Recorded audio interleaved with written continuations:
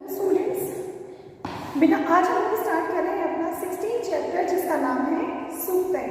सूक्तय अर्थात ऐसी सूक्तियाँ, ऐसे कथन, ऐसे श्लोक जो जीवन में ना ही हमारा मार्गदर्शन करते हैं बल्कि हमारा चरित्र अच्छा करने के काम भी आती हैं। जीवन दर्शन में इनका बहुत अधिक महत्व बताया गया है कि जो लोग अपने जीवन में इन सूक्तियों का पालन करते हैं वो किसी न किसी के लिए एक आदर्श का काम करते हैं। ये सूक्तियाँ हमारी डेली लाइफ में, हमारी डेली रूटीन में भी उतना ही काम आती हैं। तो यहाँ पर हम लोग 1 बाय 1 सूक्तियाँ पढ़ेंगे और उन्हीं सूक्तियों का एक एक करके हिंदी अर्थ भी करेंगे।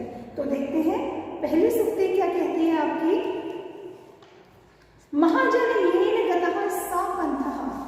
महाजन अर्थात महान पुरुष, बड़े लोग, बड़े सज्जन लोग, येन गतः जिस मार्ग पर जाते हैं, सा पंथा उसी का अनुसरण करना चाहिए।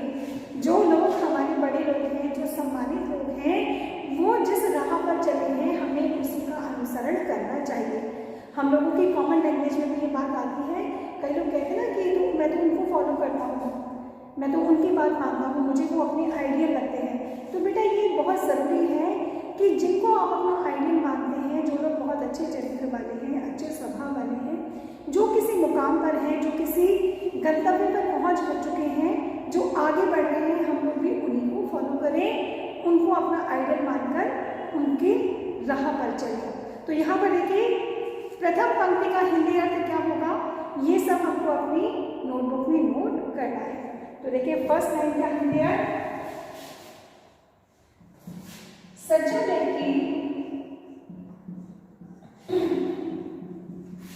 सज्जन व्यक्ति जिस मार्ग पर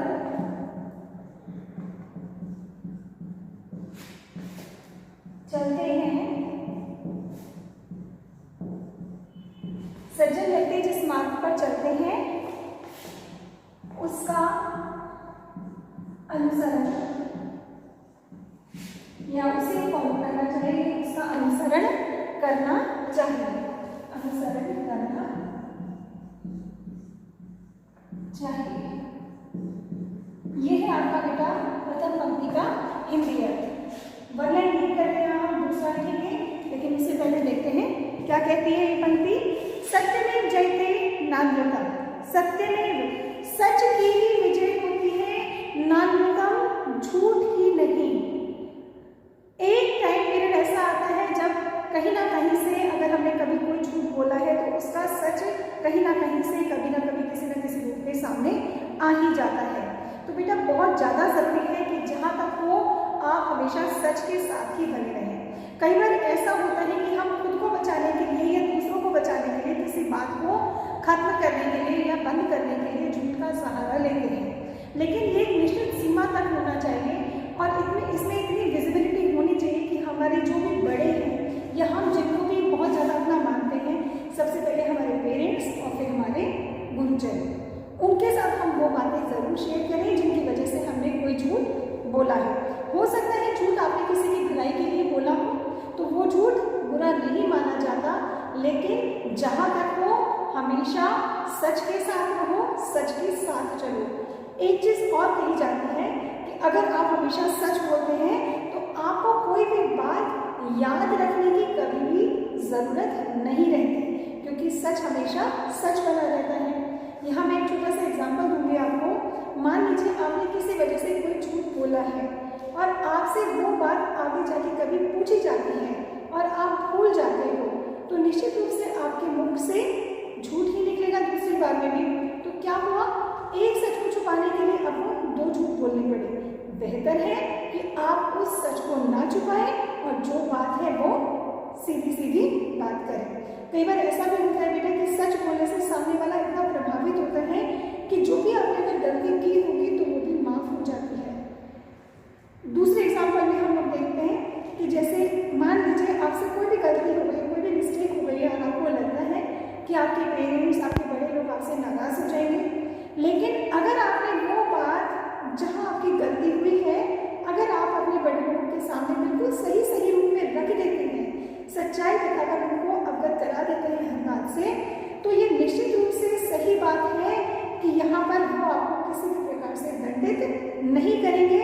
और मेरा मानना यहाँ पर ये है कि वो शायद इस बात के लिए आपको अप्रिशिएट करें कि आपने उनके सामने सच बोलने की हिम्मत दिखाई है। तो यहाँ बेटा यहाँ इस पंक्ति का हिंदी अर्थ लिखेंगे हम लोग। सत्य में जय है, अर्थात सत्य की विजय होती है, सत्य की विजय होती है, झूठ की नहीं।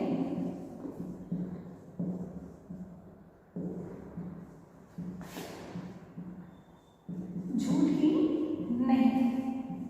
ठीक है बेटा, अब देखते हैं अगली पंक्ति नंबर 3 पे पंक्ति क्या कहती है। का परहा प्रियवादी नाम, कहा कौन, परहा दूसरा, प्रियवादी नाम प्रिय बोलना, प्रिय बोलने वाला। दूसरा प्रिय बोलने वाला कौन व्यक्ति है, हम किससे प्रिय बोले और किससे प्रिय ना बोले। तो यहाँ पर इस पंक्ति का सीधा सीधा अर्थ ये है कि कौन ऐसा व्यक्ति है जो प्रिय बोलेगा। कोई नहीं बोलेगा जब तक हमसे शुरुआत नहीं होगी। अगर हम किसी से अच्छा बोलेंगे तो सामने वाले को निश्चित रूप से हमसे अच्छा बोलना पड़ेगा। कई बच्चे हैं या कई लोग ऐसे हैं जो कहते हैं कि मैम हम इससे अच्छा बोलते हैं, लेकिन रिप्लाई में इस तरह का जवाब देता है। कोई बात नहीं है बेटा, आप हमेशा अच्छे की ओर कदम बढ़ाओ। निश्चित रूप से आप किसी के साथ 10 बार अच्छा करोगे तो सामने वाले के दिमाग में एक बार तो आएगा कि देखो ये हमेशा मुझसे इस तरह से बात करता है और मैं इसको किस तरह से जवाब देता हूँ। तो वो निश्चित रूप से उस समय आपके साथ पोलाइट होकर बात करेगा और वो शायद इस बात को मान भी ले कि आपने मुझसे हमेशा इस तरह से बात की, लेकिन मेरा रिप्लाई आपके लिए अच्छा नहीं था। तो हम लिखेंगे इस तीसरी पंक्ति का हिंदी अर्थ।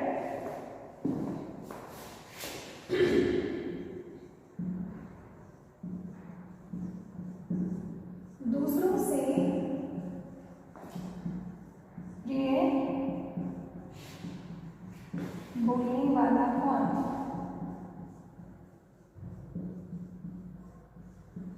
अर्थात हम स्वयं। ठीक है, नंबर 4 का वर्णन है ये करके लिखेंगे आप लोग हिंदी में इसका। नंबर 4 पे है अमांगल्यम न वक्तव्यम। अमांगल्यम न वक्तव्यम अर्थात अमांगल्यम मतलब जो मंगलकारी नहीं हो या जो सही नहीं हो, न वक्तव्यम नहीं बोलना चाहिए। जिसके बोलने से किसी का अहित होता है, जिसके बोलने से किसी का बुरा होता है, इस प्रकार के वचनों को हमें नहीं बोलना चाहिए। जिस बात को सुनकर किसी दूसरे को ठेस पहुंचती हो, बुरा लगता हो, उस प्रकार के वाक्य हमें नहीं बोलने चाहिए। घर में हमको समझाया जाता है, स्कूल में हमको समझाया जाता है कि बेटा जो भी बात हम लोग बोले या हम भी अपने ऊपर भी लागू कर सकते हैं, जो भी बात हम लोग बोलते हैं उससे पहले एक बार सोच लें, समझ लें कि हम जो बात कह रहे हैं उस बात का सामने वाले पर क्या प्रभाव होगा, क्या असर होगा, क्या उस बात के कहे जाने से किसी का अहित तो नहीं हो रहा। अगर अहित होता है तो बेहतर है कि उस बात को ना कहें। ठीक है बेटा, इस पंक्ति का हिंदी अर्थ लिखेंगे। अमंगल अर्थात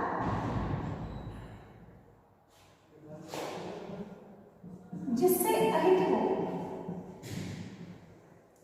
जिससे अहित हो। अमंगल बात को नहीं कहना चाहिए,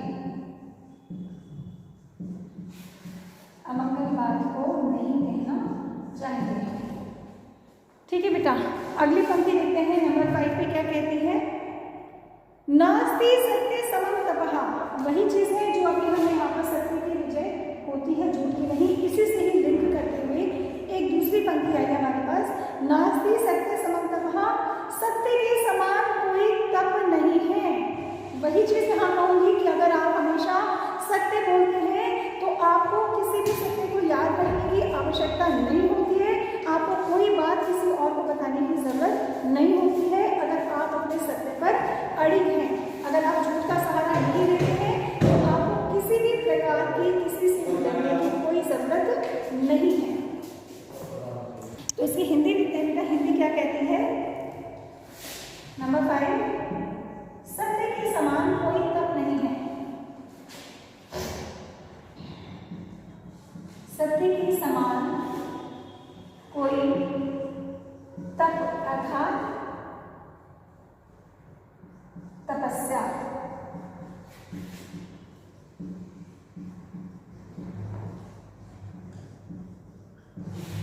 ठीक है, अब आगे देखते हैं क्या कहता है अगली पंक्ति। वीर भोग्या वसुंधरा, वीर भोग्या, वीरों के द्वारा भोगी जाने वाली वसुंधरा, यह पृथ्वी, यह धरती वीरों के द्वारा भोगी जाने वाली है। वीर इस पृथ्वी पर पैदा हुए हैं, किसी भी रूप में देख लीजिए, किसी भी कारण से देख लीजिए, इस पृथ्वी पर जितने वीर हैं उतने कहीं नहीं है, और मुख्य रूप से हमारे भारत में। चलिए, भारत में वीरों की बात हो गई, सभी जानते हैं उनके शौर्य के बारे में, उनकी शीलता के बारे में। कितने लोगों ने अपनी बहादुरी के कारनामे यहाँ दिखाए हैं, कितने ही लोग हैं जो साइंस में बहुत ज़्यादा आगे जा रहे हैं, कितने ही लोग हैं जो इंजीनियरिंग में आगे, हर फील्ड में। ये जरूरी नहीं है कि यहाँ पर केवल सेना की ही बात की जाए कि यहाँ पर सेना के लोग अपनी वीरता दिखा रहे हैं, नहीं। अभी रिसेंट का हम लोग अगर एग्जाम्पल लें, कोरोना का अगर हम एग्जाम्पल लें, तो ये टाइम पीरियड ऐसा था जहाँ पर लोगों ने एक दूसरे की न केवल मदद की है, सरकार ने जितनी हेल्प की है, वहाँ पर सरकार का यहाँ पर वीर होना दिखाई देता है, हमारे जो सोल्जर्स हैं उनका वीर होना दिखाई देता है, डॉक्टर्स का वीर होना दिखाई देता है। इवन जिनके पेरेंट्स, जिन बच्चों के पेरेंट्स, जिनके माँ बाप बाहर काम करने के लिए जा रहे हैं किसी न किसी कारण से, उनका वीर होना यहाँ दिखाई देता है किसी न किसी रूप में। तो कहा जा सकता है कि यह भूमि, यह धरती वीरों के द्वारा भोगी जाने वाली कही जाती है। इसका हिंदी अर्थ लिखेंगे नंबर 6 पॉइंट में।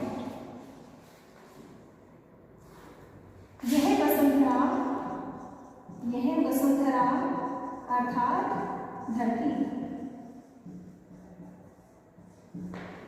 वीरों के द्वारा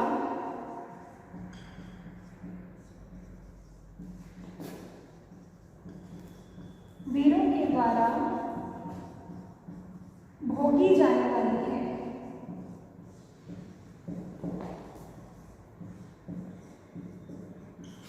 ठीक है बेटा, अगली पंक्ति देखते हैं कि अगली पंक्ति क्या कहती है हमारी। सर्वदेवमयी माता, सर्वदेवमयो पिता, सर्वदेवमयी मतलब सभी देवताओं से युक्त माता, सर्वदेवमयो पिता और सभी देवताओं से युक्त है पिता। मैंने कभी भी भगवान को नहीं देखा है, मैं नहीं जानती कि भगवान मेरे लिए क्या है, कौन है। मैं केवल एक पत्थर की मूर्ति की पूजा करती हूँ और मैं विश्वास रखती हूँ कि हाँ, इसी में ही भगवान है। लेकिन निश्चित रूप से जिन लोगों ने मुझे इस पृथ्वी पर लाया है, जिनकी वजह से मुझे ये सुंदर संसार देखने के लिए मिला है, जिन्होंने मुझे पाला है, जिन्होंने मुझे अच्छी तरह से शिक्षित किया है, मेरे लिए मेरे भगवान मेरे माता पिता है। निश्चित रूप से माता पिता में भगवान निवास करता है, क्योंकि वही हमारे भरण पोषण के कारण है, वही हमारे जन्मदाता है, हमें जन्म देने का कारण हमारे माता पिता है। अगर वो लोग ना होते तो इस सुंदर सृष्टि को देखने का कोई कारण ही नहीं बनता मेरे लिए। मैं किस प्रकार से यहाँ आ पाती, किस प्रकार से जान पाती कि ये संसार कितना सुंदर है। तो निश्चित रूप से मेरे माता पिता ही मेरे देवता हैं, मेरे देव हैं। देखते हैं इसकी हिंदी अर्थ।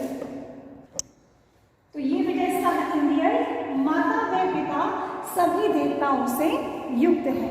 अगली पंक्ति देखते हैं क्या कहती है। निश्चयात किम न लभ्यते, निश्चयात अर्थात निश्चित किया हुआ या निश्चित की हुई कोई भी बात से क्या प्राप्त नहीं होता। अर्थात अगर मैंने अपना कोई लक्ष्य निर्धारित कर लिया है तो ऐसी कौन सी ताकत है जो उसको मुझे प्राप्त करने से रोक पाएगी। अगर मैंने ये सोच लिया कि मुझे मेरी 7th क्लास में 95 या 98% लानी है, अगर मैंने ठान लिया कि मुझे लाना ही है, तो कोई ऐसी ताकत नहीं है, कोई ऐसा टेस्ट नहीं है, कोई ऐसी रुकावट नहीं है जो आपको 95 या 98% लाने से रोक सकती है। कहने का मतलब यही है कि निश्चित किया हुआ मन में कोई भी कार्य अवश्य ही पूरा होता है, उसके बीच में कोई भी बाधा नहीं आ सकती है। तो इसका हिंदी अर्थ लिखेंगे बेटा, निश्चित किए गए, निश्चित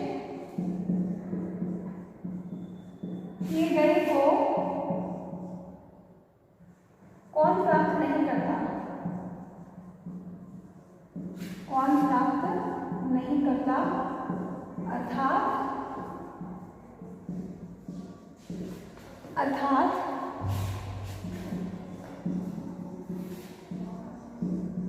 निश्चित किया गया कार्य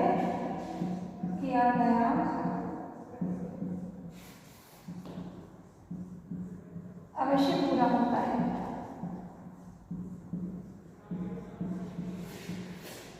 निश्चित किया गया कार्य अवश्य पूरा होता है। ठीक है बेटा, ये था हमारा नंबर 8 का श्लोक। अब देखते हैं नंबर 9 पे। सर्वाशा मम मित्रम भवन्तु। सर्वः अर्थात सभी, आशा मतलब दिशाओं में, मम मतलब मेरे, मित्रम माने मित्र, भवन्तु माने होवे, सभी दिशाओं में मेरे मित्र होंगे। कहने का तात्पर्य ये है कि सभी लोग मेरे मित्र हो, मेरा शत्रु कोई भी ना हो। शत्रु होने से कोई लाभ नहीं है, शत्रु बनाने से कोई लाभ नहीं है। तो निश्चित करो, ये मानो कि जहाँ भी मैं जाऊँ वहाँ पर लोग मुझे मित्रता पूर्वक पेश आए, मेरे साथ मित्रता पूर्वक व्यवहार करें। ऐसा मैं खुद को बनाऊं कि मेरे आने की सब लोग प्रतीक्षा करें कि उनके आने से ही कार्य की शुरुआत हो, इस प्रकार का मेरा व्यवहार हो। तो यहाँ इस पंक्ति के हिंदी अर्थ में लिखेंगे नंबर 9 करके सभी दिशाओं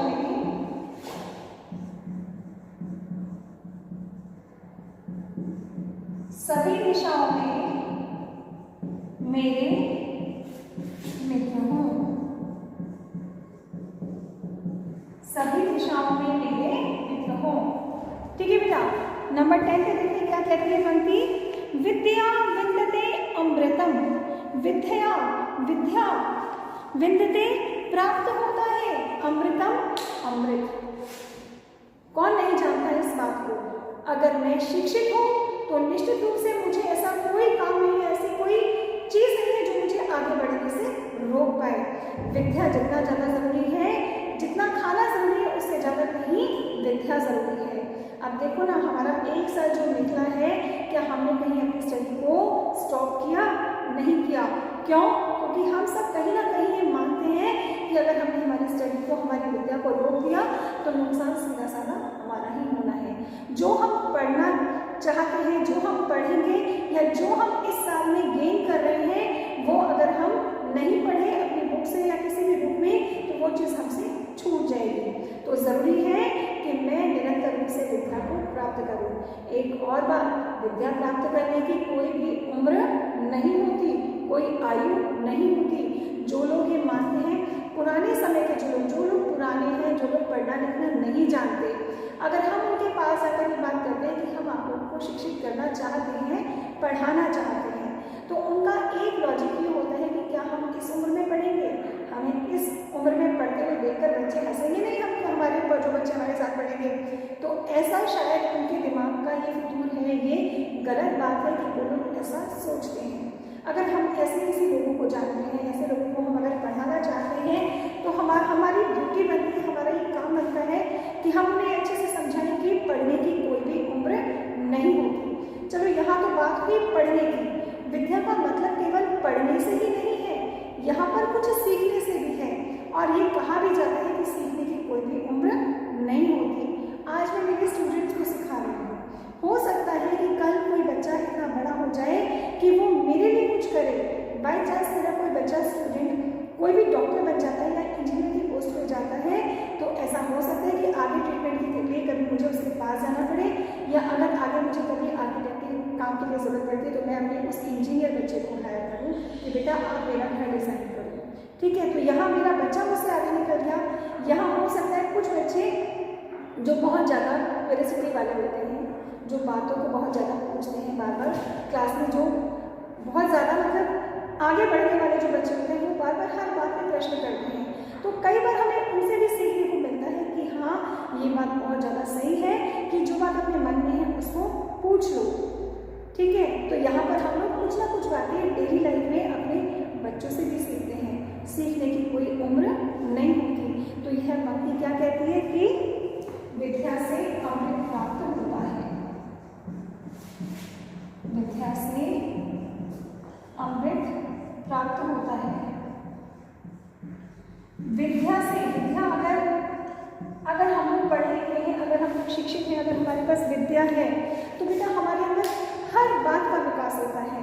दूसरों से बात करने का तरीका, रहने का तरीका, खाने का तरीका, हर चीज़ हमें विद्या से मिलती है। विद्या ही हमें शिक्षित बनाती है, सज्जन बनाती है। ठीक है, अगली पंक्ति हमारी क्या कहती है? नयत कालम वृथा नहीं, नयत अर्थात होता है बिताना चाहिए।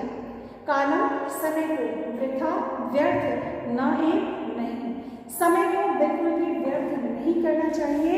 समय एक ऐसी चीज है, ऐसा पल है जो जाकर कभी भी वापस नहीं आता। आप किसी भी चीज़ को वापस ला सकते हैं, लेकिन बीती हुई चीज़ कभी भी वापस नहीं आती।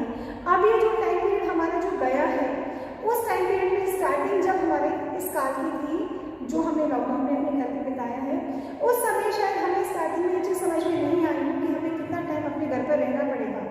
लेकिन जो लोग हैं जिन्होंने इस समय को यूटिलाइज किया, उन्होंने बहुत सारे काम किए, घर में बहुत सारी चीज़ें सीखी, घर को बहुत अच्छा किया, अपनी दादा दादी के साथ उन्होंने टाइम बिताया, उनकी बहुत सारी पुरानी चीज़ें सीखी, पुरानी बातें जानी, अपने घर में हेल्प करना जाना कि किस तरह से हेल्प होती है, अपने घर में बहुत सारी बातें उन्होंने शेयर की। लेकिन जिन्होंने इस चीज़ को शेयर नहीं किया, इस चीज़ को नहीं बिताया, और कुछ लोगों ने कुछ भी नहीं किया, तो वो शायद अब इस चीज़ को लेकर पछता रहे होंगे कि हमारे पास इतना समय था, इस टाइम में हम लोग कुछ कर सकते थे।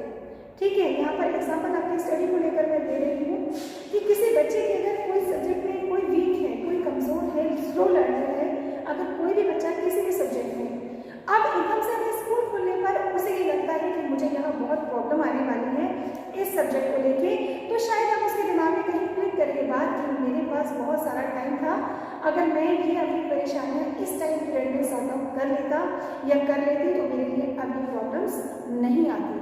कोई बात नहीं, अभी भी टाइम है, अभी भी समय है। जो समय निकल गया उसके बारे में बात ना करके जो समय अभी हमारे पास है कम से कम उसका यूटिलाइज करें, उसके बारे में सोचें। तो इसकी हिंदी क्या होगी? समय को व्यर्थ नहीं करना चाहिए,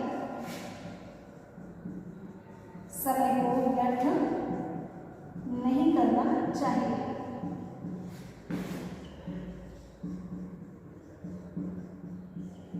ठीक है बेटा, अगली और अंतिम सूक्ति क्या कहती है? चक्रवत परिवर्तन में सुखानी चा दुखानी चा। चक्रवत, चक्र मतलब पहिया, वत के समान, परिवर्तन से परिवर्तित होते हैं, सुखानी चा दुखानी चा, सुख और दुख। जरूरी नहीं है कि एक टाइम में मैं सुखी हूँ तो मैं सुखी सुख आगे चलता रहना मेरे साथ, नहीं। एक टाइम पीरियड ऐसा आएगा जब मेरे सुखों का स्टॉप लगेगा और शायद मेरे स्ट्रगल के दिन शुरू हो जाएंगे। लेकिन ऐसा भी नहीं है कि मैं स्ट्रगल ही करती रहूँगी लाइफ में या मेरे अच्छे दिन नहीं आएंगे, तो ऐसा भी नहीं होगा। एक के बाद एक, जैसे कि हमारे कदम एक के बाद एक बढ़ते हैं, उसी प्रकार से सुख और दुख अप डाउन चलते ही रहते हैं। तो हमें मानना चाहिए कि जैसी स्थिति हमारी पहले थी वो अब नहीं है, और जैसी अब है वैसी आगे नहीं रहेगी।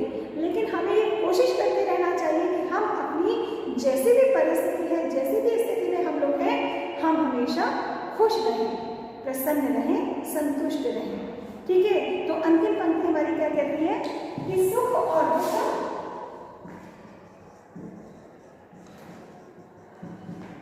सुख और दुख पहिए के समान, पहिए के समान परिवर्तित होते हैं, परिवर्तित होते हैं।